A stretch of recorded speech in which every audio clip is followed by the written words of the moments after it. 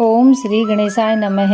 आज हम आपके लिए भगवान गणेश की कथा लेकर आए हैं, जिसके सुनने मात्र से ही घर की गरीबी दूर हो जाती है। तो आइए सुनते हैं गणेश भगवान की यह कथा। बहुत समय पहले की बात है। श्रीचंद नाम का एक व्यक्ति भगवान गणेश का बहुत बड़ा भक्त था। वह भगवान गणेश के बुधवार के व्रत रखता था। एक रात जब वह सो रहा था, तब भगवान गणेश उसके स्वप्न में आए और बोले, श्रीचंद, तुम मेरे बुधवार के व्रत सच्चे हृदय से करते हो। मैं चाहता हूँ कि तुम आने वाले बुधवार को एक बालक को भोजन के लिए आमंत्रित करो और उसे प्रेम पूर्वक भोजन कराओ, जिससे तुम्हारे घर में सुख संपत्ति व धन धान्य का वास होगा। प्रातःकाल होने पर श्रीचंद ने अपनी पत्नी निर्मला को यह बात बताई। उसकी पत्नी स्वभाव से बहुत कंजूस थी और वह कभी भी किसी को कुछ नहीं देती थी। उसने अपने पति की बात सुनते ही कहा, आप भी क्या सपनों की बात में विश्वास करते हो? तुम्हारा दान पुण्य का काम ऐसे ही चलता रहा तो जो थोड़ा बहुत घर में है वह भी हम लुटा देंगे। तब श्रीचंद ने फिर से कहा, निर्मला, एक ही बुधवार की तो बात है और वो भी एक बालक को ही तो भोजन कराना है, और एक थाली भोजन देने से तुम्हारा क्या बिगड़ जाएगा?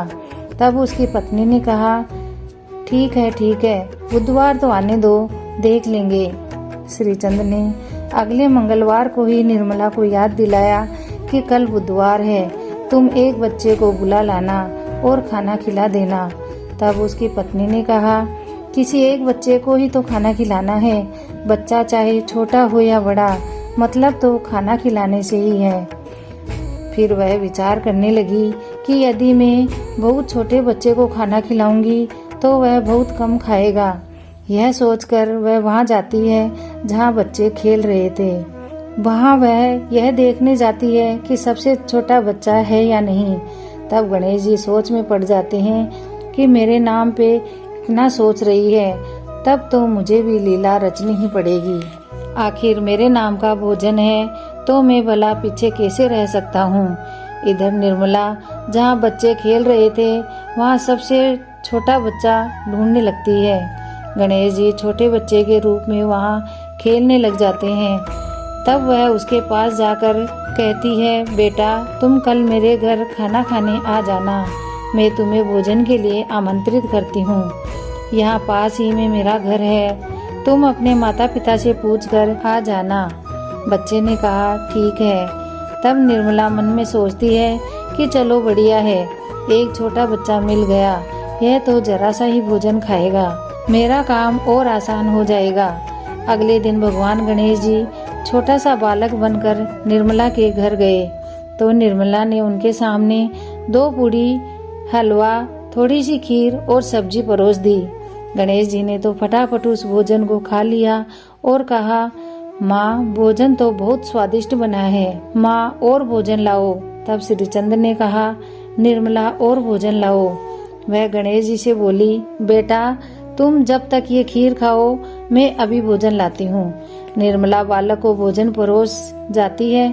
भगवान गणेश बालक रूप में भोजन को फटाफट खत्म करते जाते हैं और बार बार भोजन मांगते हैं। निर्मला कुछ भी समझ नहीं पा रही थी।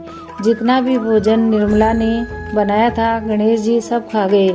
फिर से कहा, माँ, मैं तो अभी भी भूखा ही हूँ और भोजन चाहिए। इस बार निर्मला को गुस्सा आ जाता है और गुस्से में बोलती है, मैंने जितना खाना बनाया था वह सब तो खत्म हो गया, अब तुझे क्या दूं? तू तो खाए ही जा रहा है। तब श्रीचंद ने कहा, निर्मला, यह बालक तो चमत्कारी लगता है, फिर भी अतिथि तो भगवान का रूप होते हैं, हमें इसकी बात तो माननी ही पड़ेगी। यह जैसा बोलता है हमें वैसा ही करना होगा। तब उस बालक ने कहा, माँ, तुम्हारे घर में भोजन अभी खत्म नहीं हुआ है, अभी तो भंडार घर में चावल और मूंग रखे हैं और दही रखा है, वह भी ले आओ। तब निर्मला सोचने लगी कि इस बालक को कैसे पता है कि घर में क्या क्या रखा है, मुझे तो कुछ समझ नहीं आ रहा है। मैंने तो सब कुछ इसके आगे रख दिया और ये सब कुछ खाए ही जा रहा है। घर में जो दालें रखी थी वह भी उसने परोस दी। भगवान गणेश आटा भी खा जाते हैं। फिर बालक ने कहा, माँ, सामने जो गेहूं की बोरी रखी है वह भी ले आओ। तब निर्मला मन ही मन गुस्सा करती है और बड़बड़ाती है कि यह बालक है या भूत दैत्य। मैं तो छोटा सा बालक समझकर लाई थी कि ये कम खाएगा। हे राम, मैं क्या करूं? और अपने पति से कहा कि और करो, बच्चे को भोजन पर आमंत्रित।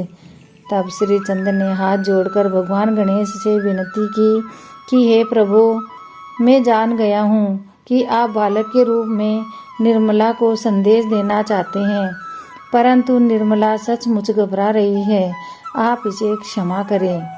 इधर निर्मला रोने लग जाती है क्योंकि वह बच्चा अनाज की बोरियां भी खा गया। श्री चंद्र की बार बार विनती करने पर गणेश जी वहां प्रकट हो जाते हैं। निर्मला बालक को गणेश रूप में देखकर चौंक जाती है। तब गणेश जी ने कहा, माँ, एक बालक को भोजन खिलाने में कैसी कंजूसी। तुम्हें केवल एक बच्चे को खाना खिलाना था और उसमें भी तुमने सबसे छोटा बच्चा ढूंढने के बारे में सोचा। इसीलिए मैंने एक छोटे बालक के रूप में आकर तुम्हें सबक देना चाहा। कभी भी किसी अतिथि को भोजन के लिए आमंत्रित करो तो अपने सच्चे हृदय से बिना कपट के उसे भोजन परोसो। प्रेम पूर्वक दान पुण्य आदि करने से घर में सुख समृद्धि, धन, वैभव, अन्न आदि के भंडार भर जाते हैं। तब निर्मला ने हाथ जोड़कर कहा, प्रभु, मुझे क्षमा कर दीजिए। मैं कभी अतिथि को भोजन खिलाने में कंजूसी नहीं करूंगी। इसके पश्चात भगवान गणेश श्री चंद्र व निर्मला को आशीर्वाद देते हैं और गणेश जी ने जो कुछ भी खाया था उस सामान का चौगुना करके वापस दे देते हैं। घर से जाते समय गणेश जी ने निर्मला के घर की जमीन में जोर से लात मारी, जिससे उस पुराने घर की जगह एक सुंदर महल बन गया। श्री चंद्र को अपनी भक्ति का फल मिल गया और निर्मला को जीवन जीने की सीख मिल गई थी। हे भगवान गणेश, जैसा आपने श्री चंद्र व निर्मला के घर भंडार भरे, वैसे ही गणेश जी की यह कथा कहने वाले, सुनने वाले व हुंकार देने वाले सबके घर सुख समृद्धि, धन, वैभव व अन्न के भंडार भरे रखना और सब पर अपनी कृपा बनाए रखना। कहानी अधूरी है तो पूरी करना और पूरी है तो पार लगाना। बोलो भगवान गणेश की जय।